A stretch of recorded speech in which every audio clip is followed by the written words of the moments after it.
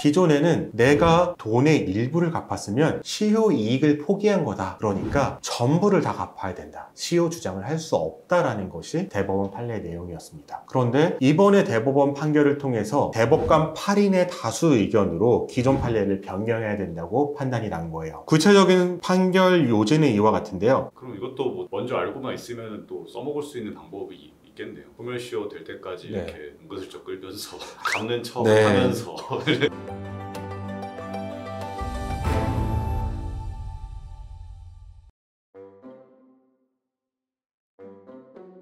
이번에 또 되게 의미가 있는 판례가 하나 나왔다고.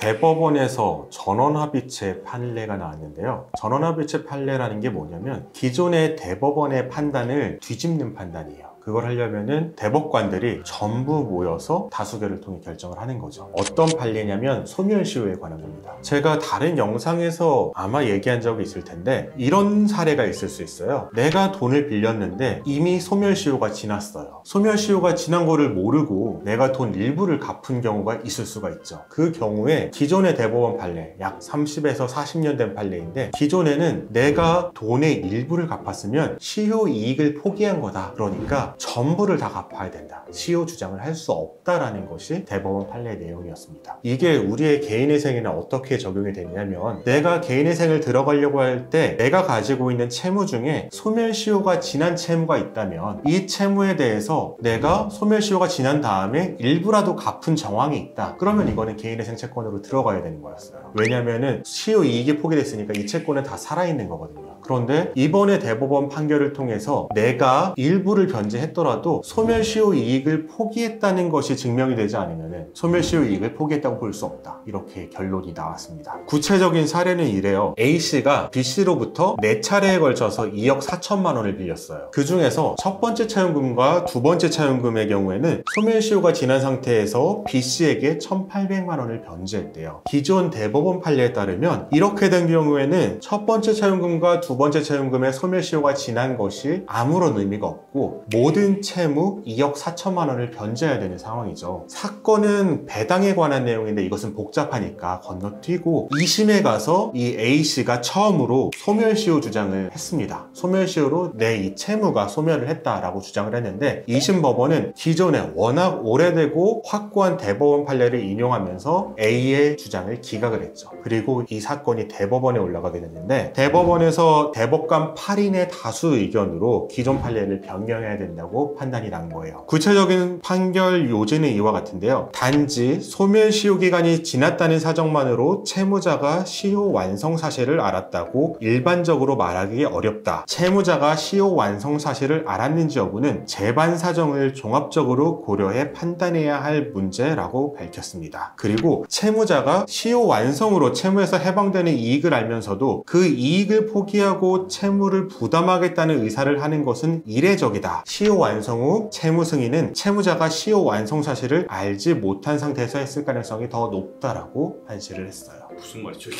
이런 거예요. 예전에 60년대 70년대에는 내가 잘못을 하지 않았더라도 연대보증 또는 가족이 책임을 진다든지 아니면은 누가 나에게 어떤 부탁을 했을 때 돈을 받고 부탁을 받은 것도 아니지만 나의 잘못으로 인해서 피해가 발생하면은 그 모든 책임을 져주는 문화, 이런 문화가 있었어요. 웬만해서 돈을 빌리면은 갚는 게 문화고, 그런 문화 하에서는 이런 파산제도도 당연히 비판을 받았고요. 개인회생제도는 존재하지도 않았고요. 그런데 이제 그때부터 많은 시간이 지나면서 사람들의 생각이 바뀌게 된 거죠. 소멸시효라는 권리가 있는데 이 권리를 주장하는 것이 당연한 게 된 거예요. 예전에는 이 권리를 주장하는 것이 이례적인 사유였어요. 내가 소멸시효가 지난 빚이 있더라도 일부를 갚았으면은 이 사람은 윤리적이니까 나머지 채무를 다 승인하는 의미에서 빚의 일부를 갚은 거구나 라고 법원이 판단을 했다면은 지금 시대에서는 이 사람이 소멸시효가 지난 빚의 일부를 갚았다? 이거 좀 이례적인데? 소멸시효가 지났다는 걸 몰랐던 거 아니야? 라고 생각을 하게 되는 사회가 된 거죠. 이 사회적인 변화를 반영을 해서 이제는 소멸시효가 지난 채권을 일부 반환한 일부 채무를 갚은 사정이 있을 때 진짜 소멸시효를 몰랐는지를 따져보겠다는 거예요. 그럼 그럼 이것도 뭐 먼저 알고만 있으면 또 써먹을 수 있는 방법이 있겠네요. 소멸시효 될 때까지 네. 이렇게 은근슬쩍 끌면서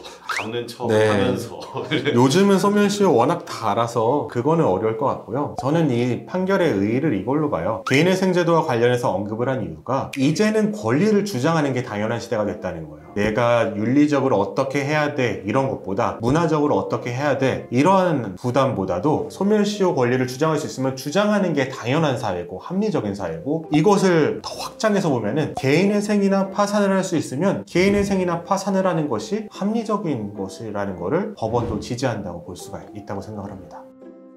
영상 끝까지 시청해 주시고 구독과 좋아요, 알림 설정, 댓글 부탁드립니다. 댓글 남겨주신 분께 추첨을 통해서 이 책을 보내드리고 있으니 자세한 참여 방법은 고정 댓글을 참고해 주세요.